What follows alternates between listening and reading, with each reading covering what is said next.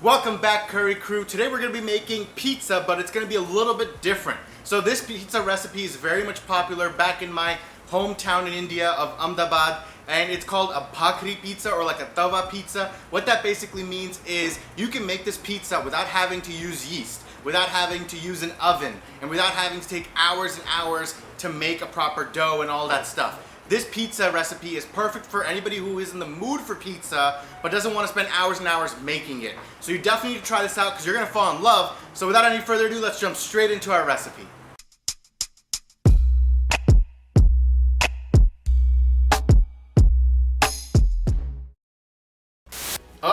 We're going to interrupt your video right now just to let you know that we're on the road to 1,000 subscribers, guys. So if you haven't done so already, click that subscribe button down there so that you can watch all of the new videos that we post every week. We're going to post 2 videos every week. You want to make sure you see those recipes. So click subscribe and then punch that notification bell so you know when the videos come out. And now, back to your video.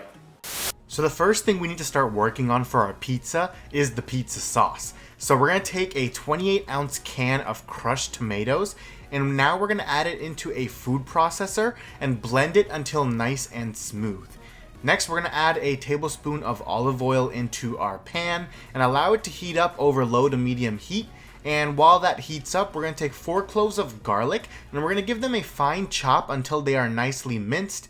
You can also use a garlic press if you want to save some time and also save some smelly fingers. But once your garlic is minced, we can add it into our oil and we can start sauteing it.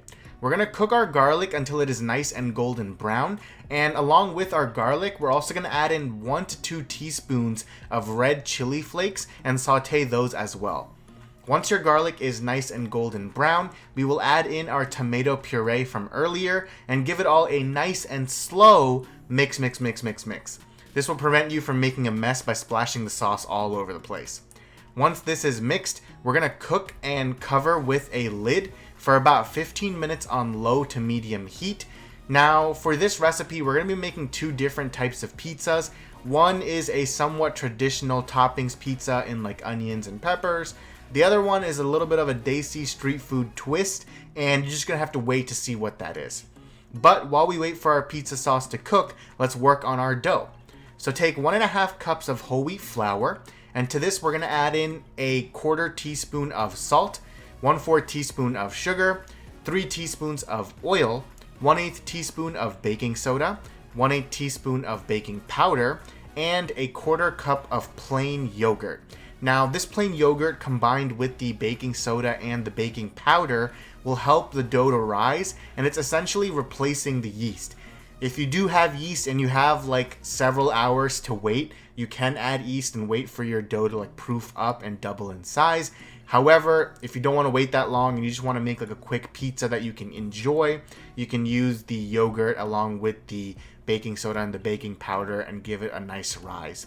Give it all a quick mix using your hand, and then slowly we're going to start to add in some warm water. You want to add in a little bit at a time and then keep kneading your dough, because we only want to add enough to bind the dough and we don't want to overdo it and make the dough all sticky and wet. This is what your dough should look like after it's done. It is a little bit like crumbly, a little bit like Play-Doh, and now we're just going to sprinkle some oil on it and give it one final kneading.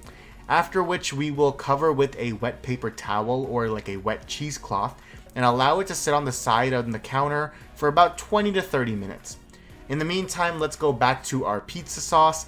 As you can see, quite a bit of the water has evaporated from our sauce. So now into this, we're going to add in a teaspoon of freshly ground black pepper, half a tablespoon of dried basil, and now give it all a nice mix. And then into this, we're going to add in salt to taste, along with a tablespoon of sugar, and once again, mix.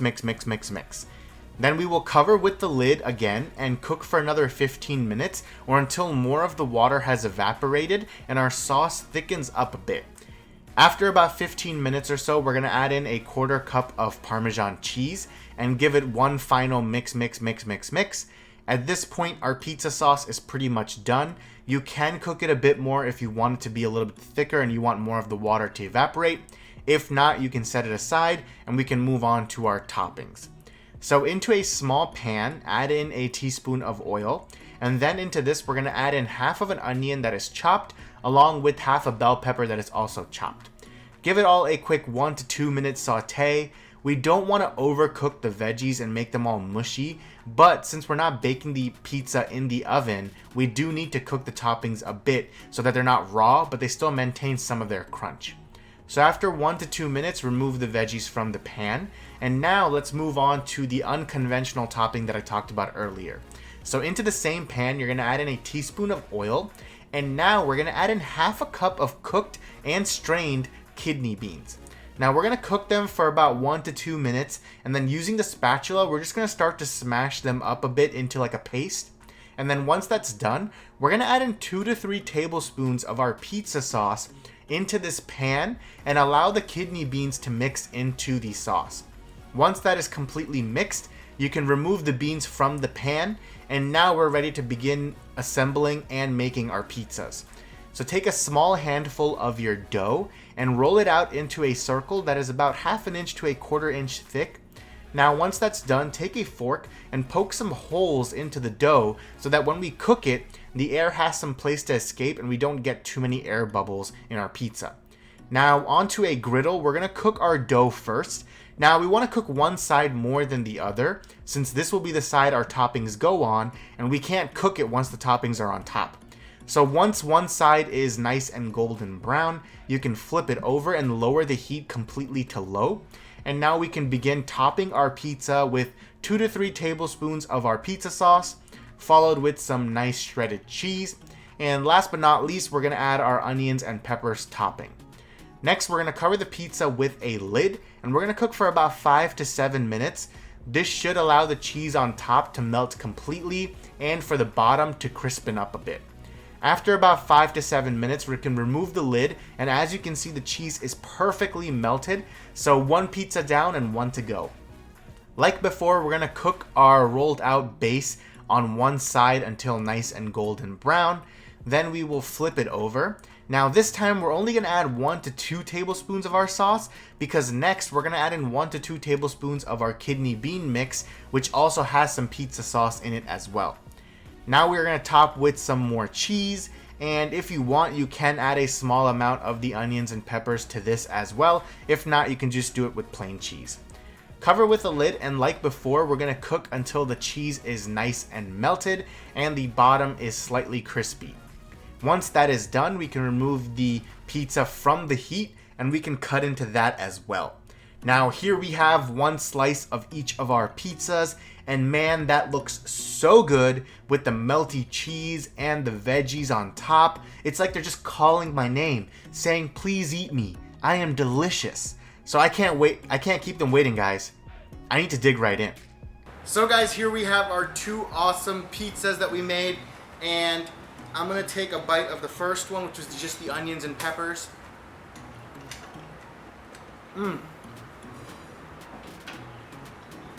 Right.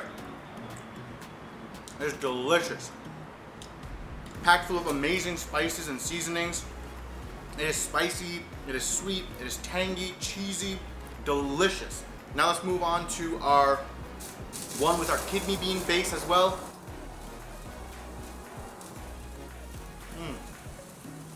Look at that cheese pull.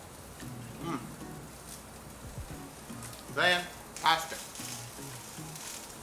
The kidney beans add a really nice amount of creaminess and savoriness to our pizza.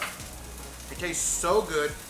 This recipe is perfect when you're in the mood for pizza, but you don't feel like baking and having a dough that's like with yeast that you need to proof for like hours and hours. And you know, you can just whip this up without having to use an oven or anything like that. It is perfect for that. You still have a delicious pizza with a crispy bottom, gooey cheese on top, an amazing sauce, and it tastes awesome. So you definitely need to try this out for yourself at home.